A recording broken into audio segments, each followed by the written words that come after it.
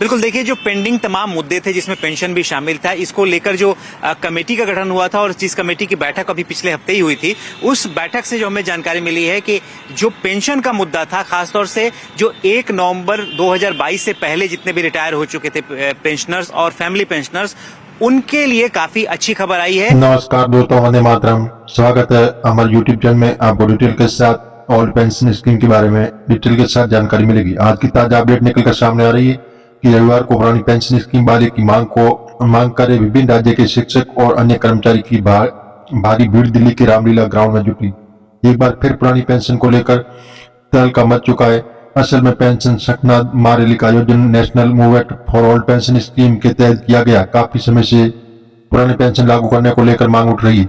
जगह जगह पर शिक्षक एवं अन्य कर्मचारी धारणाएं दे रहे हैं, लेकिन सरकार की तरफ से कोई ठोस जवाब नहीं दिया गया है। इसके बीच सबसे बड़े सवाल आता है कि आखिर क्यों शिक्षक और अन्य कर्मचारी जो पुरानी पेंशन का लाभ लेना चाहते हैं वह न्यू पेंशन योजना को इतना अलग क्यों समझ रहे हैं, और आखिरकार एनपीएस लागू होने से किसको फायदा और नुकसान होने वाला है। क्या ऑप्स लागू करने के पक्ष से सरकार के खजानों में बोझ पड़ने वाला है। इन तमाम सवालों का जवाब के लिए अब हमारे वीडियो में बने रहिए। देश के विभिन्न क्षेत्रों में पुराने पेंशन लागू करने को लेकर प्रदर्शन जारी है। वहीं 2024 में देश के 5 राज्यों में विधानसभा चुनाव होने वाले हैं। इसी कारण से अब मोदी सरकार ने राष्ट्रीय पेंशन योजना को संशोधन कर सकती है। इस संशोधन में स्पष्ट किया जाएगा कि रिटायरमेंट कर्मचारियों को मिनिमम 40 से 45% तक अंतिम वेतन मिल सके। इसकी सिफारिश उच्च स्तरीय पैनल द्वारा की गई थी। हालांकि अभी इस पर विचार किया जा सकता है।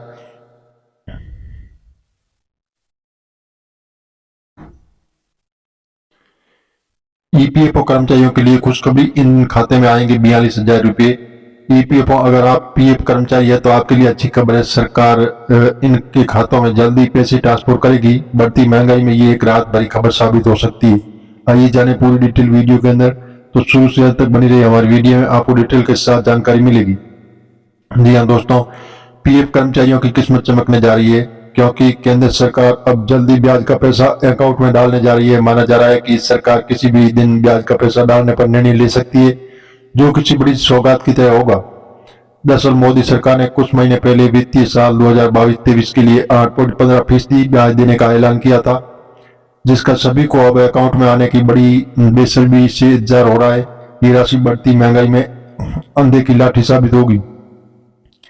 सरकार ने ब्याज की राशि भेजने की तारीख का ऐलान ऑफिशियल तौर पर तो नहीं किया है, लेकिन मीडिया की खबरों में दीपावली तक का दावा किया जा रहा है, जो हर किसी के लिए खुशखबरी की तरह है।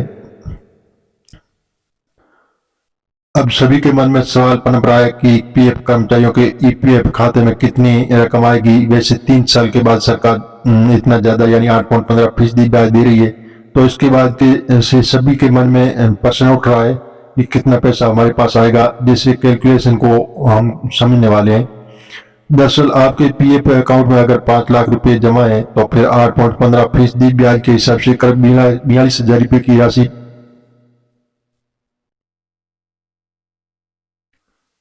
42,000 रुपये की राशि ट्रांसफर की जानी संभव मानी जा रही है। इसके अलावा आपके ईपीएफ खातों में अगर 4 लाख रुपए जमा है तो फिर 8.14% ब्याज के रूप में करीब 33,000 रुपये की राशि प्रदान की जानी संभव मानी जा रही है। पीएफ कर्मचारियों के खाते में कितना पैसा आया, ये चेक करने के लिए आपको कहीं भी धक्के खाने की जरूरत नहीं होगी। पैसा चेक करने का हम आपको एक आसान तरीका बताने जा रहे हैं, जिसे जानना होगा। तो कैसे करें पीएफ का पैसे चेक। पीएफ कर्मचारियों को कितनी ब्याज की रकम मिली, ये आप आराम से चेक कर सकते हैं। पैसा चेक करने के लिए आपको कहीं भी धक्का खाने की जरूरत नहीं होगी। इसके लिए आप पहले अपने प्ले स्टोर में उमंग ऐप डाउनलोड कर लें। यहाँ जाकर आप सिंपल तरीके से पैसा चेक कर सकते हैं। इसके अलावा भी आप ईपीएफओ की आधिकारिक वेबसाइट पर जाकर भी ब्याज का रकम चेक कर सकते हैं।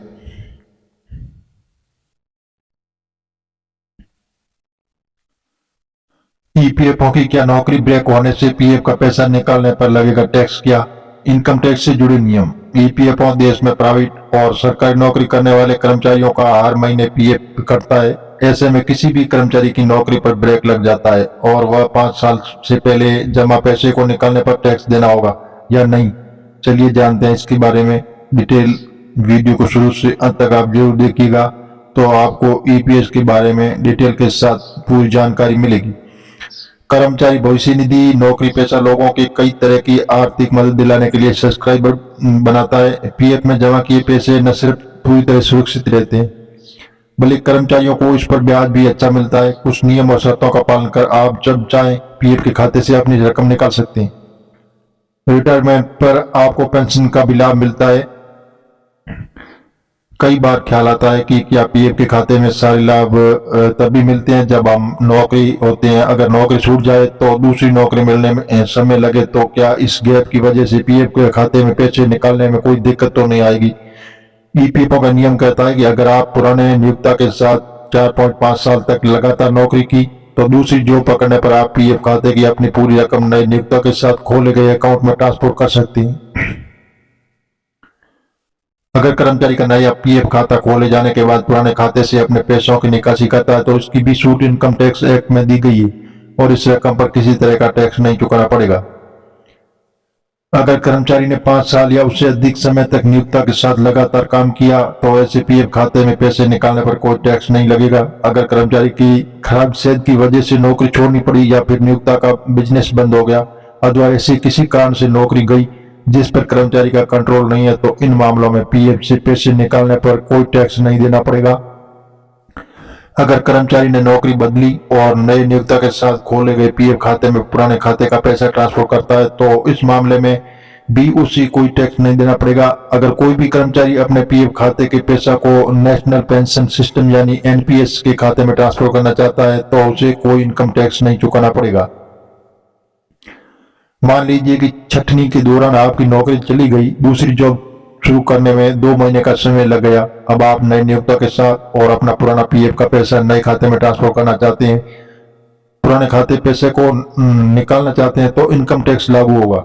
ऐसे मामले में नौकरी में गैप रहने 2 महीनों के दौरान आपको पीएफ खाते में मिला ब्याज इनकम टैक्स के दायरे में आएगा और इन पैसों को निकालने पर अपने स्लैब के हिसाब से टैक्स चुकाना पड़ेगा।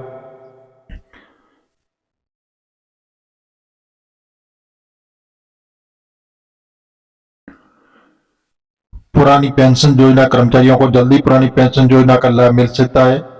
इसके लिए सरकार द्वारा घोषणा की गई कि पंजाब में आम आदमी पार्टी की सरकार बनने के साथ पुरानी पेंशन योजना लागू करने को लेकर अधिसूचना भी जारी कर दी गई। हालांकि अभी तक प्रदेश में पुरानी पेंशन योजना को लागू नहीं किया गया है। पुरानी पेंशन योजना की बहाली की मांग 1 साल का समय बीत जाने के बाद अब पंजाब कर्मचारी संघ लगातार सरकार से पुरानी पेंशन योजना की बहाली की मांग कर रहे हैं।